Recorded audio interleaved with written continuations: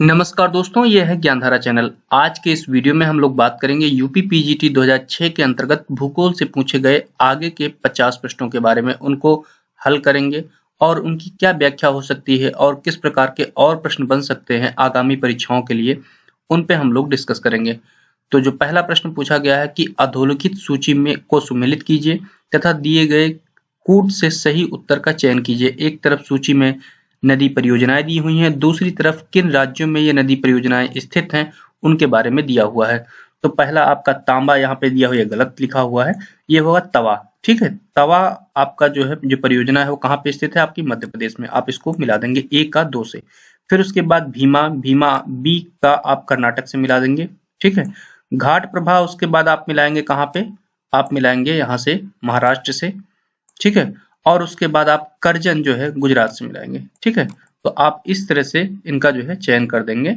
ए का आपका हो जाएगा जो है 2, फिर उसके बाद बी का आपका हो जाएगा 4, सी का आपका हो जाएगा 1 और उसके बाद डी का हो जाएगा आपका 3। ठीक है, तो आप इससे आप उत्तर का चयन कर लीजिएगा।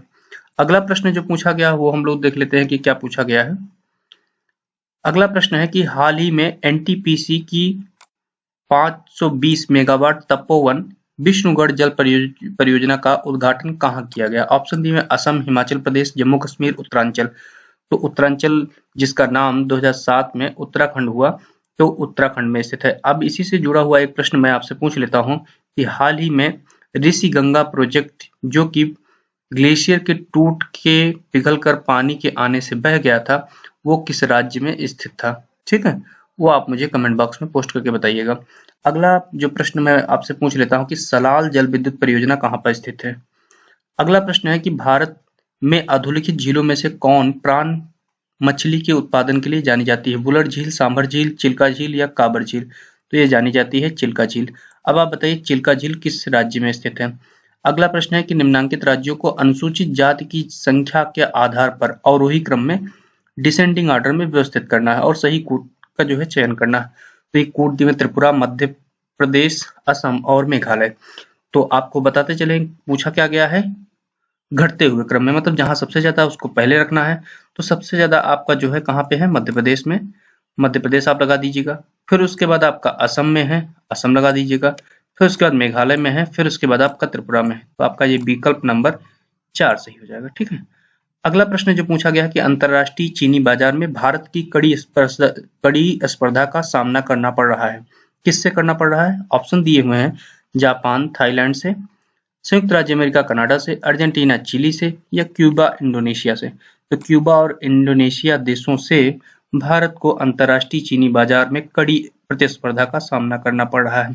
अगला प्रश्न है कि डिंका जनजाति जिसके सदस्यों को जो है विश्व के सबसे लंबे व्यक्तियों में से एक माना जाता है और ये जो अक्सर चर्चा में रहते हैं, निम्नलिखित में से किस देश से संबंधित है। ऑप्शन दिया हुआ है अफगानिस्तान, उज्बेकिस्तान, उसके बाद आपका स्पेन और सूडान। तो जो डिंका प्रजाति के जो लोग हैं वो कहाँ पे हैं, सूडान के हैं।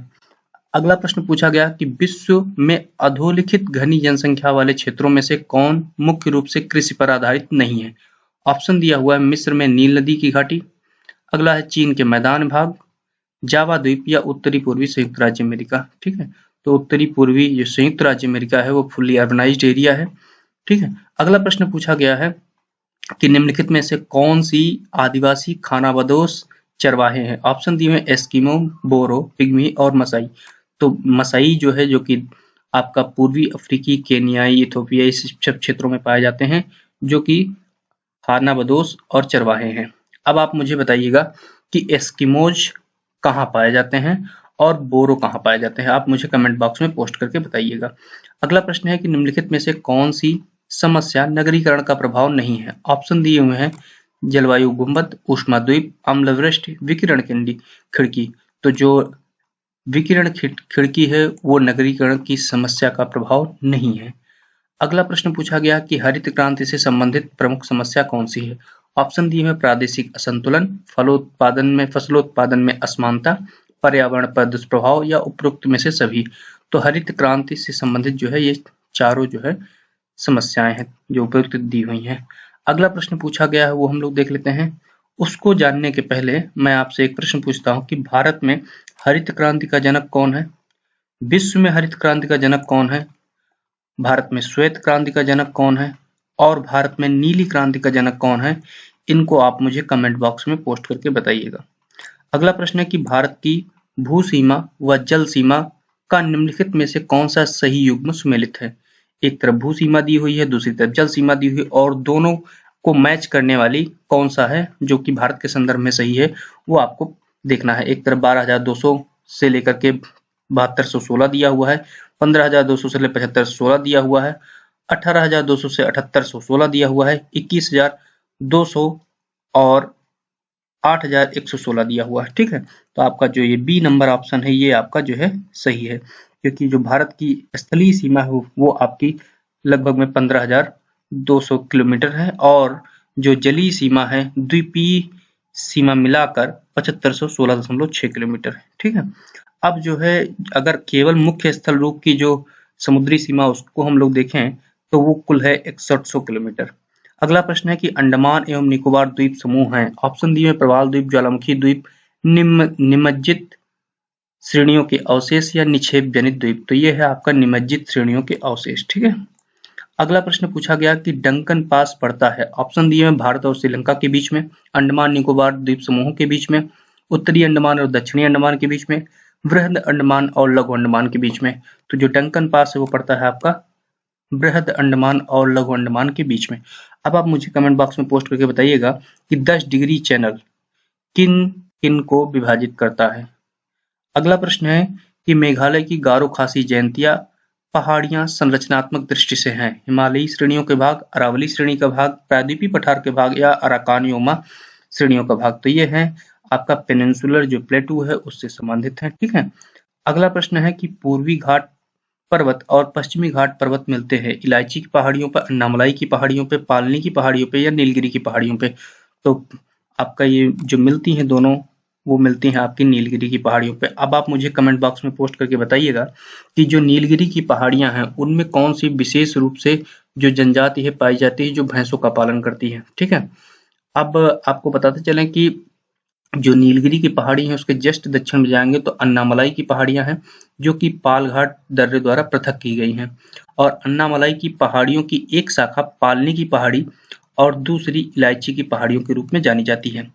अगला जो प्रश्न पूछा गया वो हम लोग देख लेते हैं कि अधोलिखित कथन और कारण के विकल्पों में से सही उत्तर का चयन कीजिए। कथन दिया हुआ कि पश्चिमी घाट अरब सागर से तीव्र ढाल कगार के रूप में खड़ा हुआ है, तो सही है। दूसरा कारण दिया हुआ है कि पश्चिमी घाट भ्रंशन कगार के द्योतक हैं, तो दोनों जो है सही है, कथन और कारण दोनों सही हैं, और पहले कथन की जो व्याख्या है वो कारण कर रहा है, तो आपका विकल्प नंबर 1 सही हो जाएगा। अगला प्रश्न पूछा गया कि कार्डमम पहाड़ियों को और किस नाम से जाना जाता है। ऑप्शन दिए में पालनी की पहाड़ियां, नीलगिरी की पहाड़ियां, येलगिरी की पहाड़ियां या अन्नामलाई की पहाड़ियां। तो कार्डमम की पहाड़ियों को क्या कहते हैं, आपका एक और नाम है येलगिरी की पहाड़ियां। अगला प्रश्न है कि आम्र बौछार है। ऑप्शन दिए हुए हैं चक्रवातीय वर्षा, पर्वतीय वर्षा, मानसून पूर्व वर्षा, आम के बागों में कृत्रिम वर्षा। तो आम्र या मैंगो शॉवर जिसे कहते हैं आम्र बौछार, वो मानसून के पूर्व होने वाली वर्षा है। और इसे जो है बंगाल में काल बैसाखी कहा जाता है, असम और बंगाल में। दक्षिण भारत में इसे जो है मैंगो शॉवर कहा जाता है, चेरी ब्लॉसम भी कहा जाता है। तो आप बताइए चेरी ब्लॉसम कहाँ कहा जाता है, ये आप मुझे कमेंट बॉक्स में पोस्ट करके बताइएगा। अगला प्रश्न है कि उपग्रहों से प्राप्त कृत्रिम चित्रों के आधार पर भारत का वनाच्छादित क्षेत्र है। ऑप्शन दिया हुआ 20%, 13%, 35% या जो है 30%। तो 2006 के अनुसार 20%। ठीक, अगला प्रश्न है कि निम्नलिखित में से कौन को सुमेलित कीजिए तथा प्रदत्त कूट को सही चयन कीजिए। तो एक तरफ जो है घास के मैदान दिए हुए हैं, उष्णकटिबंधीय और शीतोष्णकटिबंधीय घास के मैदान, और दूसरी तरफ कहाँ पे ये घास के मैदान स्थित हैं वो जो है देश दिए हुए हैं। तो पंपास जो है आपको मालूम है कि पंपास कहाँ है, दक्षिणी अमेरिकी महाद्वीप में। ठीक है, कंपास कहाँ पे है, वो आपका जो है कहाँ पे है, वो दूसरी तरफ विकल्प देख लेते हैं। तो दूसरी तरफ जो है विकल्प है आपका ब्राजील, तो वहां पे है। अगला जो है आपको जो मिलाना है कि प्रेरीज कहाँ, तो वो आपको उत्तरी अमेरिका में है। ठीक है, वेल्ड आपका दक्षिणी अफ्रीका में है और डाउन्स आपका ऑस्ट्रेलिया में है। तो आप इसको मिला दीजिएगा। अगला प्रश्न है कि निम्नलिखित में से किसे पारिस्थितिकी आतंकवादी कहा जाता है? ऑप्शन दिए झूमिंग कृषि, मृदा अपरदन, यूकलिप्टिस या रासायनिक उर्वरक। तो आपका यूकलिप्टिस को जो है पारिस्थितिकी आतंकवादी माना जाता है। अगला प्रश्न है कि जिम कॉर्बेट नेशनल पार्क अवस्थित है, कहाँ पे है? ऑप्शन दिए हुए हैं उत्तर प्रदेश में, हिमाचल प्रदेश में, उत्तराखंड में, सिक्किम में। तो ये है आपका उत्तरांचल या उत्तराखंड में। अब आप मुझे बताइएगा कि इसकी स्थापना कब हुई थी और इसे जिम कॉर्बेट नेशनल पार्क के पहले किस नाम से जाना जाता था? अगला प्रश्न है कि कार्ल रिटर ने लांडेर कुंडे शब्द का प्रयोग किसके अध्ययन के लिए? क्षेत्रीय अध्ययन के लिए, प्रादेशिक अध्ययन के लिए, मानव केंद्रित अध्ययन के लिए या क्रमबद्ध अध्ययन के लिए? तो लांडेर कुंडे शब्द का प्रयोग कार्ल रिटर महोदय ने प्रादेशिक अध्ययन या रीजनल स्टडीज के लिए किया था। अगला प्रश्न पूछा गया कि निम्नलिखित में से कौन सा भौगोलिक विचारधाराओं का विकास क्रम का सही अनुक्रम है? ऑप्शन दिए हुए निश्चयवाद, मात्रात्मक क्रांति, संभववाद, व्यवहारवाद। निश्चयवाद, संभववाद, मात्रात्मक क्रांति, व्यवहारवाद। व्यवहारवाद, संभववाद, निश्चयवाद, मात्रात्मक क्रांति। संभववाद, निश्चयवाद, व्यवहारवाद, मात्रात्मक क्रांति। तो सबसे पहले निश्चयवाद आया, फिर संभववाद, फिर मात्रात्मक क्रांति, फिर व्यवहारवाद। तो आपका जो विकल्प नंबर 2 है वो आपका सही हो जाएगा। अगला प्रश्न जो पूछा गया है कि निम्नलिखित में से किस भूगोलवेत्ता ने गतिशीलता संक्रमण सिद्धांत के विचार को विकसित किया? ली महोदय ने, रेवेनस्टीन महोदय ने, जेलेंस्की महोदय ने या सीडी हैरिस महोदय ने? तो जो गतिशीलता संक्रमण सिद्धांत है वो किया था डब्ल्यू जेलेंस्की महोदय ने। अब आप मुझे कमेंट बॉक्स में पोस्ट करके बताइएगा कि डब्ल्यू जेलेंस्की महोदय ने किस एक प्रसिद्ध पुस्तक को उन्होंने लिखा था। अगला प्रश्न है कि निम्नलिखित में से किसने सर्वप्रथम वास्तविकता से संबंधित विज्ञानों का वर्गीकरण प्रस्तावित किया था? ऑप्शन दिए हैं कांट महोदय ने, हेटनर, रिटर और हार्टसोन ने। तो इमैनुअल कांट महोदय ने जो है सबसे पहले विज्ञानों का वर्गीकरण किया था। अगला प्रश्न है कि निम्नलिखित में से कौन सी एक संकल्पना वाइडरली लाप्लास से संबंधित नहीं है? ऑप्शन दिए हुए भूदृश्य की संकल्पना या लैंडसॉफ्ट की संकल्पना। दूसरा पार्थिविकता की संकल्पना, विशिष्ट जीवन पद्धति, जेनरे दवी की संकल्पना या संभववाद की संकल्पना। तो जो ये है आपका भूदृश्य की संकल्पना, ये उनसे संबंधित नहीं था, जबकि नीचे के जो तीनों हैं वो आपके वाइडरली लाप्लास से संबंधित थे। तो भूदृश्य या लैंडसॉफ्ट जो है जर्मनी में का क्वाइंड जो है वर्ड है, और पसार्गे महोदय ने जो है इस पे काम करना शुरू किया था। बाद में सावर महोदय ने इसका जो है, कार्लो सावर महोदय ने इसका जो है अधिक विकास किया। उन्होंने एक बुक भी लिखी थी 1925 में, इवोल्यूशन ऑफ लैंडस्केप करके, तो वो मार्फोलॉजी ऑफ लैंडस्केप उन्होंने एक बुक लिखी थी। अगला जो प्रश्न है कि निम्नलिखित में से किस काल में मध्य एशिया को मानव जाति का पालना कहा जाता था? ऑप्शन दिया हुआ इयोसीन, प्लीस्टोसीन, प्लायोसीन, होलोसीन। तो आपका जो है ये था प्लीस्टोसीन। अब ये जो चारों दिए हुए हैं इयोसीन, प्लायोसीन, प्लीस्टोसीन, होलोसीन, इनको आप क्रमबद्ध रूप से लगा दीजिएगा और इसको लगाइएगा आप अवरोही क्रम में, मतलब आज से शुरू करके। तो आज क्या चल रहा है? होलोसीन चल रहा है। उसके पहले क्या था? प्लीस्टोसीन था। तो 2 हमने बता दिए। अब इयोसीन और प्लायोसीन को आपको लगा देना है। कमेंट बॉक्स में पोस्ट करके मुझे बताइएगा। अगला प्रश्न जो पूछा गया कि अधोलिखित सूचियों का मिलान कीजिए तथा दिए गए नीचे कूट का प्रयोग करते हुए सही उत्तर का चयन कीजिए। तो आपके जो है एक तरफ जो है क्या है, जाति समूह दिए हुए हैं, दूसरी तरफ कहाँ पर पाए जाते हैं उनके महाद्वीप दिए हुए हैं। तो आपका निकोटिक जो है वो आपका जो है अफ्रीका का है, ठीक है। नार्डिक जो है आपका यूरोप का है। एमेरिडियन जो है आपका दक्षिणी अमेरिका का है और रेड इंडियंस आपका उत्तरी अमेरिका का है। तो रेड इंडियंस उत्तरी अमेरिका, एमेरिडियन जो है आपका दक्षिणी अमेरिका, नार्डिक यूरोप का और निकोटिक आपका अफ्रीका का, ठीक है। तो आप इसको मिला दीजिएगा। अगला प्रश्न जो पूछा गया वो हम लोग देख लेते हैं। अगला प्रश्न पूछा गया कि लैटिन अमेरिका के निम्नलिखित में से किस देश में जनसंख्या का घनत्व निम्नतम है? ऑप्शन दिए हुए हैं ब्राजील, इक्वेडोर, कोलंबिया और मैक्सिको। तो ब्राजील जो है, ब्राजील में जनसंख्या का घनत्व सबसे कम है जो दिए गए विकल्प है उनमें। दूसरा अगला प्रश्न है कि सूची 1 को सूची 2 से सम्मिलित करना तथा सही कूट का प्रयोग करते हुए, मतलब कूट का प्रयोग करते हुए सही उत्तर का चयन करना। एक तरफ जनजातियां दी हुई हैं, दूसरी तरफ उनसे संबंधित राज्य दिए हुए हैं। तो आपको इसमें से जो है क्या करना है, चुनना है। तो मुंडा जो है जनजाति आपकी कहाँ पाई जाती है वो आपको बताना है। तो वो पाई जाती है आपकी झारखंड में। टोडा जो पाई जाती है वो तमिलनाडु में पाई जाती है।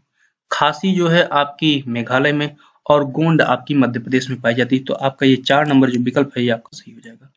अगला प्रश्न है कि न्यूजीलैंड के मूल निवासी कहे जाते हैं फ्लेमिंग्स, मियोस, मायोरिस या कुर्दरस। तो ये आपका जो है मायोरिस मायोरीज कहा जाता है, माओरी कहते हैं। अगला प्रश्न है कि निम्नलिखित देशों में से कौन जननांगी संक्रमण के अंतिम चरण में है। ऑप्शन दिए हैं भारत, जापान, मिस्र और बांग्लादेश। तो जननांगी संक्रमण की जो चौथी अवस्था है, पांचवी अवस्था है, उनमें जापान है, जिसमें जो है जन्म दर और मृत्यु दर अत्यंत गिरावट आ जाती है और जो है बहुत हाई कंजम्पशन स्टेज होती है। अगला जो प्रश्न पूछा गया कि निम्नलिखित में से किसे मुक्ताभ मेघों की जननी कहा जाता है। ऑप्शन दिए क्षोभ सीमा, क्षोभ मंडल, समताप मंडल, ओजोन मंडल। तो ये कहा जाता है आपका समताप मंडल को या स्ट्रेटोस्फीयर को। अगला प्रश्न पूछा गया है कि निम्नलिखित में से कौन पवन अन्य तीन से भिन्न है। चिनूक, फॉन, ब्लिजार्ड या हरमट्टन। तो आपकी जो ब्लिजार्ड है वो आपकी क्या है, तीनों से भिन्न है। चिनूक, फॉन और हरमट्टन ये आपकी जो है गर्म हवाएं हैं। ठीक है, अगला जो प्रश्न पूछा गया है वो हम लोग देख लेते हैं क्या है। अगला प्रश्न पूछा गया है कि जो है सूची 1 को सूची 2 से मिलाना है और सही उत्तर का चयन करना है। एक तरफ कोपेन का जलवायु तुलांक दिए हुए हैं, दूसरी तरफ जलवायु के प्रकार दिए हुए हैं। तो इसमें जो स्मॉल लेटर में जो ए से लेके जो उन्होंने जो जेड तक जो भी सांकेतिक चिन्ह लिए थे उनको आपको क्या करना है, मिलाना है यहाँ पे। ठीक है, तो एफ का मतलब है कि हमेशा वर्षा। ठीक है, तो हमेशा वर्षा का मतलब आर्द्र होगा। ठीक है, वेट होगा। और फिर उसके बाद डब्लू का मतलब है शीतकालीन, शुष्क शीतकालीन, मतलब कि शीतकाल में वर्षा का ना होना। ठीक है, और एस का मतलब क्या है आपका, एस का मतलब है आपका शुष्क ग्रीष्मकालीन, मतलब कि आपका शीतकाल में वर्षा होना, मतलब कि ग्रीष्मकाल शुष्क रहती है। ठीक है, और एम का मतलब है ग्रीष्मकालीन प्रचुर मानसूनी। तो यहाँ मानसून शब्द है, एम से मानसूनी शब्द है। ठीक है, आप इसको लगा लीजिएगा। तो आप जब मिलाएंगे तो ए का 4 नंबर, बी का 3 नंबर, सी का 1 नंबर और डी का 2 नंबर, आप इसको मिला दीजिएगा। अगला प्रश्न है कि निम्नलिखित को सुमेलित कीजिए तथा दिए गए कूट का प्रयोग करते हुए सही चयन कीजिए उत्तर का। अगला दिया हुआ कि जो कूट दिए हुए हैं कि विषुवत रेखीय जलवायु। तो विषुवत रेखीय जलवायु कहाँ पाई जाएगी, आप इसमें से सिंगापुर आपको पाई जाएगी। ठीक है, उसके बाद जो है आपका जो है क्या करना है कि उष्णकटिबंधीय महाद्वीपीय जलवायु। तो उष्णकटिबंधीय जो महाद्वीपीय जलवायु पाई जाएगी वो आपकी कहाँ पे पाई जाएगी, वो आपकी जो है ऑस्ट्रेलिया में पाई जाती है कुछ भागों में। भूमध्य सागरीय जलवायु कहाँ पाई जाएगी, भूमध्य सागरीय जलवायु मध्य चिली में पाई जाएगी। और जो टुंड्रा जलवायु वो कहाँ पाई जाएगी, टुंड्रा आपकी जो है ग्रीनलैंड में पाई जाएगी। ठीक है, तो आप इसको जो है मिला सकते हैं।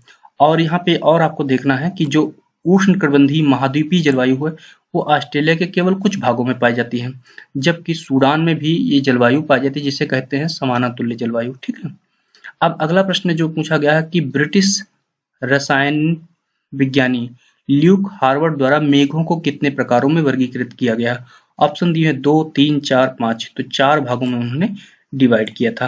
अगला प्रश्न है कि हवाओं की पेटियों के खिसकाव के संदर्भ में निम्नलिखित में से कौन सा अशुद्ध कथन है या असत्य कथन है, उसको चिन्हित करना है।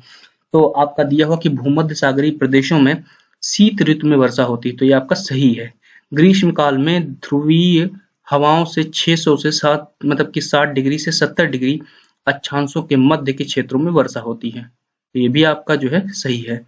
मानसूनी हवाओं की उत्पत्ति होती है, मतलब हवाओं से मानसून की उत्पत्ति होती है, ये भी सही है। वायुदाब पेटियों का खिसकाव पृथ्वी के परिभ्रमण के का प्रतिफल नहीं है, तो ये आपका जो है गलत है। प्रतिफल है, ठीक है, तो ये प्रतिफल नहीं दिया हुआ, तो ये आपका गलत हो गया। अगला पूछा गया कि तापीय प्रतिलोमन की दशा में निम्नलिखित में से कौन सा सत्य नहीं है। ऑप्शन दिए हुए इनमें से कोहरा नहीं बनता है, इसके कारण वायुमंडल में अस्थिरता आ जाती है। अगला दिया हुआ है कि इसमें वर्षा की दशाएं प्रबल हो जाती हैं, धरातलीय निम्न भागों में पाला नहीं पड़ता है। तो आपका जो 2 नंबर विकल्प है वो आपका क्या है, सही है। ठीक है, तो कौन सा कथन सही है ये पूछा गया था, तो ये आपका जो है सही है। अब जो है हम लोग देखते हैं 91 नंबर प्रश्न, मतलब कि कुल 10 प्रश्न बचे हुए हैं, उनको देख लेते हैं इस वीडियो में। अगला प्रश्न पूछा गया कि विकिरण का प्रवाह विकिरण करने वाली वस्तु के निरपेक्ष तापमान की चौथी घात के समानुपाती होता है।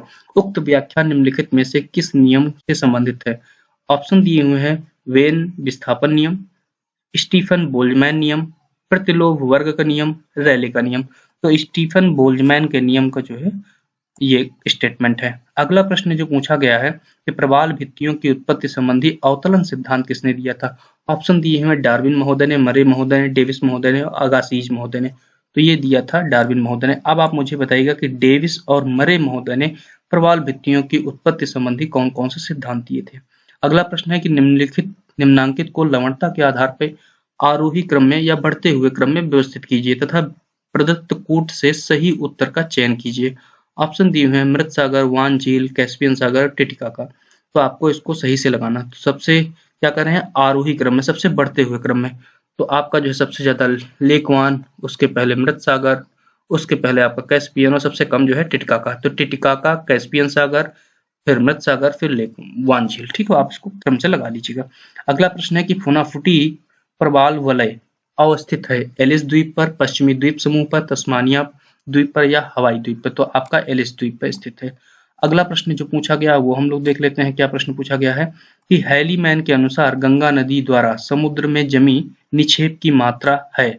ऑप्शन दिए हुए हैं 1600 गुणे 10 की घात 6 टन प्रति वर्ष, 800 गुणे 10 की घात 6 टन प्रति वर्ष, 550 गुणे 10 की घात 6 टन प्रति वर्ष, 340 गुणे 10 की घात 6 टन प्रति वर्ष। तो आपका जो गंगा नदी द्वारा समुद्र में जो निक्षेप की मात्रा है वो है आपकी प्रति वर्ष 1600 गुणे 10 की घात 6 टन प्रति वर्ष। अगला प्रश्न है कि समुद्री जल का घनत्व नियंत्रित होता है लवणता एवं तापक्रम से, संपीड्यता एवं संवहन से, उपरोक्त सभी कारकों में से, उपरोक्त में से किसी भी कारक से नहीं। तो ये जो ऊपर 1-2 नंबर विकल्प दिए हुए हैं उन दोनों के द्वारा होता है। ठीक है। अगला प्रश्न पूछा गया है कि जनगणना 2001 के अनुसार भारत की कितनी प्रतिशत जनसंख्या नगरों में निवास करती थी। 26.8%, 27.8%, 28.8% या 29.8%। तो वो थी आपकी 27.8%। अगला प्रश्न पूछा गया कि अधोलिखित में से कौन सा महाद्वीप ज्वालामुखी से रहित है, मतलब कि वहां ज्वालामुखी नहीं है। ऑप्शन दिए हुए उत्तरी अमेरिका, दक्षिणी अमेरिका, एशिया, ऑस्ट्रेलिया। तो ऑस्ट्रेलिया में जो है ज्वालामुखी नहीं है या ज्वालामुखी रहित है। अगला प्रश्न है कि निम्नलिखित में से कौन अपरदनात्मक आकृति नहीं है, स्थलाकृति नहीं है। प्राकृतिक तटबंध, प्रपात कुंड, गिरिशृंग या अरेत। तो आपका जो है नेचुरल लेवी जो है ये एक जो है निक्षेपणात्मक स्थलाकृति है। अगला और अंतिम प्रश्न इस वीडियो का है कि निम्नलिखित में से कौन सी स्थलाकृति कास्ट से संबंधित है, कास्ट टोपोग्राफी से संबंधित है। वी आकार की घाटी, यू आकार की घाटी, अंधी घाटी और लटकती घाटी। तो आपकी जो अंधी घाटी है, ब्लाइंड वैली, वो आपकी स्थलाकृति जुड़ी हुई है किससे, कास्ट स्थलाकृति से। अब जो शेष 3 बचे हुए हैं, वी आकार की घाटी, यू आकार की घाटी और लटकती घाटी, ये तीनों अलग अलग जो प्रक्रम होते हैं जिनके द्वारा स्थल रूपों का निर्माण होता है और उनमें अपरदन और निक्षेपणांक होता है। तो किन कारकों द्वारा इन तीनों स्थलाकृतियों का निर्माण होता है वो आपको मुझे कमेंट बॉक्स में पोस्ट करना है। अगले की वीडियो में हम लोग जो शेष 25 प्रश्न बचे हुए हैं उनको हम लोग सॉल्व करेंगे। तो उम्मीद है कि ये जितने भी आपको लेक्चर सीरीज दी जा रही, जो भी पेपर सॉल्व कराए जा रहे हैं, ये आगामी परीक्षाओं के लिए उपयोगी होंगे। आप अपने दोस्तों को जितना मन हो उतना शेयर करिए जिससे कि उनको भी आगामी परीक्षाओं का लाभ मिल सके और भूगोल विषय के चयन की सार्थकता साबित हो सके। तो अगर आप हमारे चैनल पर नए हैं तो चैनल को सब्सक्राइब करिए, बेल आइकन दबाइए और जो प्रश्न पूछे गए उनको कमेंट बॉक्स में पोस्ट करना मत भूलिए। धन्यवाद।